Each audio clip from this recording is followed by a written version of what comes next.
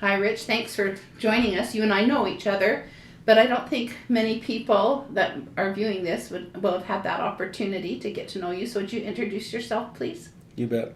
So my name is Rich Wood. My wife Kim and I moved out here in 2013. At the time, we had a 4-year-old and a 9-month-old. Now we have 3 kids. Our 4-year-old is 14. Well, she'll be 15 in a couple months. So I've got a 9th grader, a 6th grader, and a 3rd grader now. I'm a real estate agent, so I was selling houses out here. That's how I found Eagle Mountain, and I had to keep coming down Ranches Parkway because there really wasn't much housing from Westlake until Silver Lake. We didn't even know Silver Lake existed yet because it was still fairly undeveloped. And I told my wife, why don't you come for a ride with me one of these times, because it's really beautiful coming into Eagle Mountain down Ranches Parkway. I hadn't gone down Eagle Mountain Boulevard. That was always the way I turned. And so she came with me after I did a few showings out here, and then we drove around, and we thought, well, maybe we should look and see what the houses are going for within or what they look like in our price range that we're looking at. So we looked all over the place. We headed down to City Center, and at the time there was a huge gap between, basically, you had Cedar Pass Ranch, you had kind of the Red Hawk area, and then there was a big space, and then you had Lone Tree, the first parts of Lone Tree, and then nothing until you got down to Bobby Wren. So, and obviously there was Lake Mountain Road that had those at the other end of it. But Right. we really liked it, so we started heading back, and my daughter needed to use the bathroom. We found Silver Lake as a result of that, which is where we ended up buying. And I thought we'll be here for a few years, and we'll turn this house around and make a profit on it and move somewhere else. And we love it here, so we've never left. The house isn't ideal. It's not what I would have planned on staying that long, but we love the community, so that's why we're still here. Oh, awesome.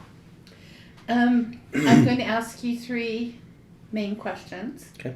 And the first question is, how important do you believe that native open space and wildlife are to the residents of Eagle Mountain? And please explain why you believe this. Well, having been here as long as I have, I think that there's a mix. I think that a lot of people have moved out here for a variety of reasons. Affordability was the original, I think, for a lot of people.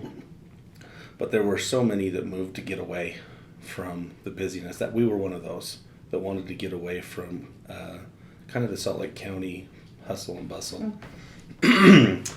And I think now that we're developed the way that we are, I don't know how many people are thinking about that, to be quite honest with you. I think there are people feel like that it's not even an option.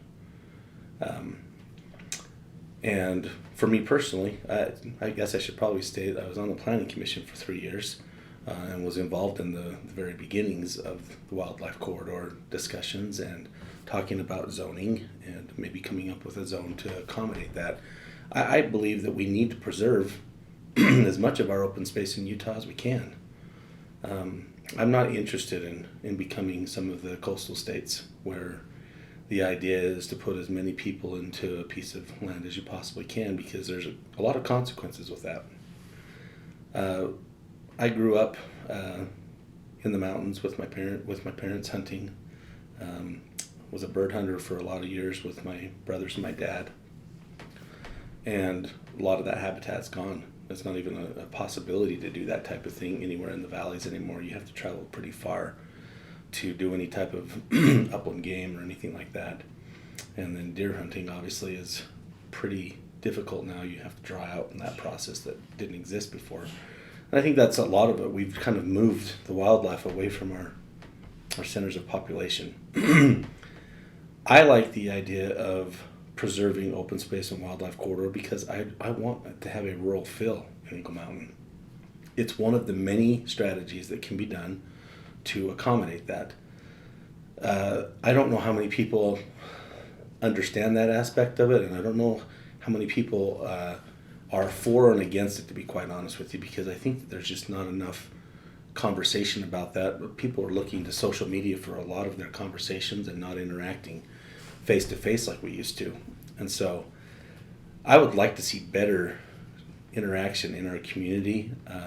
And I think that has to be facilitated from a city perspective, because you either have government that can gather people together, church groups, or in individual smaller communities like neighborhoods and even streets.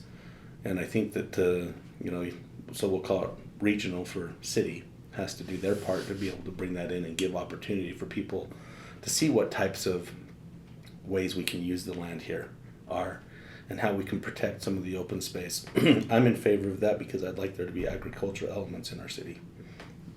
A natural part of that is going to be animals. You'll have deer and you'll have all of the smaller game animals that are involved in that as well, and then the ones we never even talk about, the ones that are in the ground. Right. So I think that's one of those things that there's not a lot of education for people out here. I think that they maybe came out here with more of a what do I need or what does my family need, and we were young as a city for quite some time, and we're getting to that point where our population went from, I think it was 9 years old average, and I think we're up to like 16 now.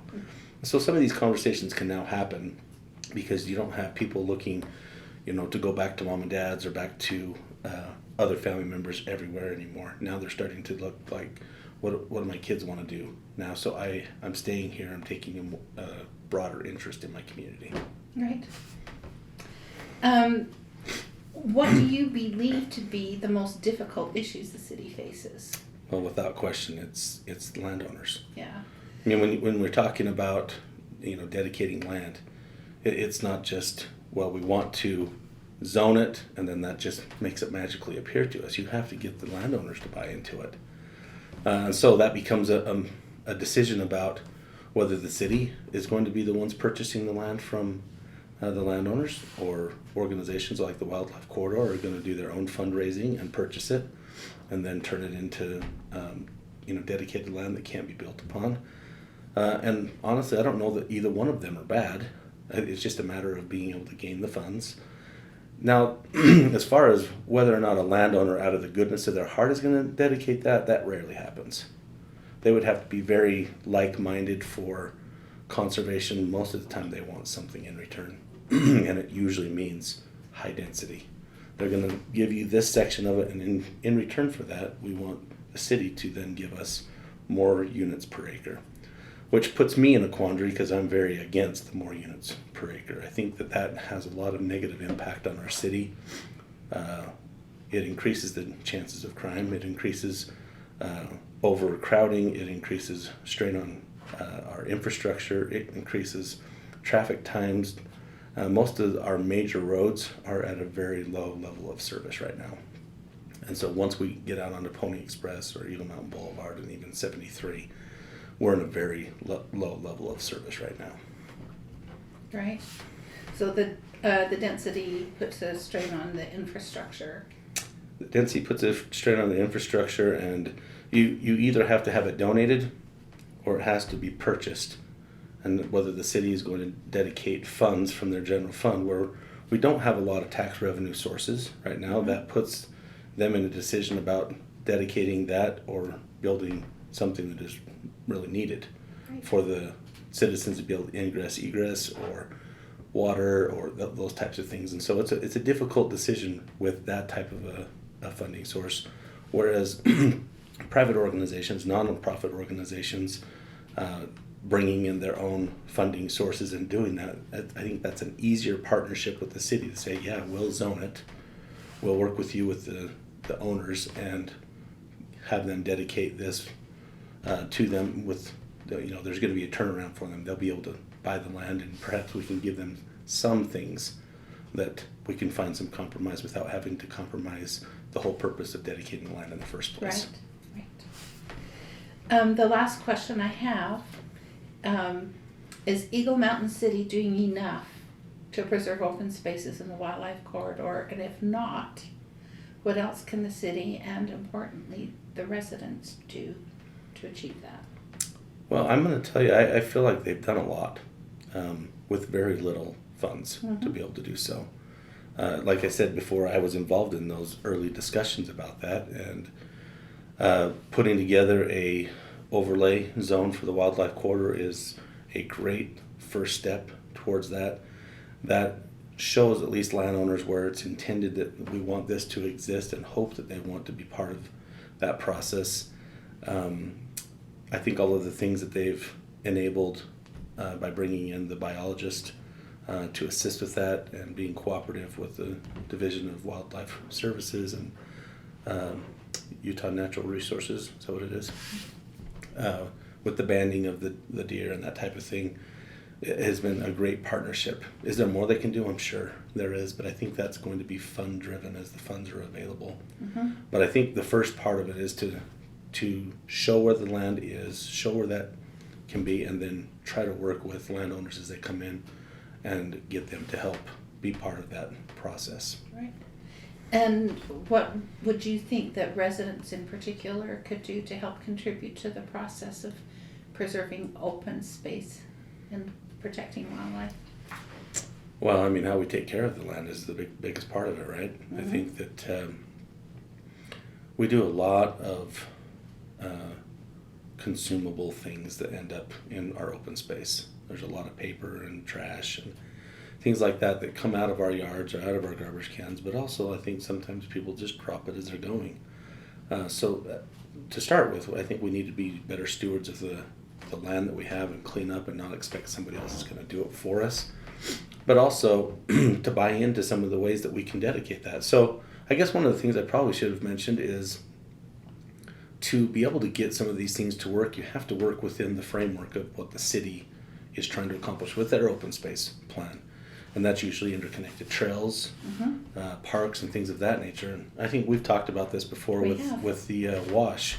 If we can get the trail system to follow along the wash, and we can connect it into Saratoga Springs and then connect it over into the Jordan River Parkway, now you have regional funds that you can use for that can also benefit the other parts of the wash intended use, which is for a protected corridor to go mm-hmm. through. And so if we can utilize what's already in place and to find the funds that make sense by not just trying to do it ourselves, but asking for some help from Saratoga, the county, then I think we accomplished both things that are beneficial to the city.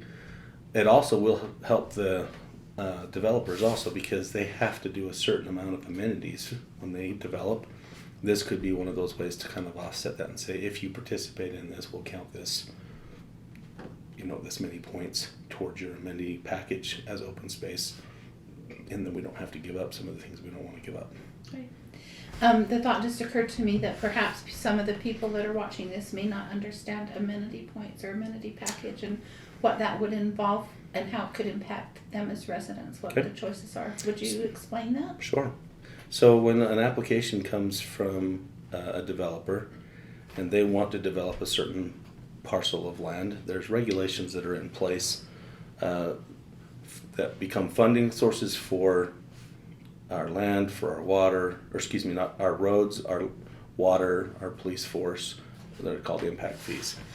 And then there's requirements for them to develop a certain amount of land. They have to dedicate a certain amount of open space. And then the amenities are basically trails, park type benefits where I don't like to use tot lots because that was always the thing everybody did, but that would be an example of a pavilion, park benches. There's all sorts of different things that can be added, that pickleball courts, mm-hmm. Things of that nature.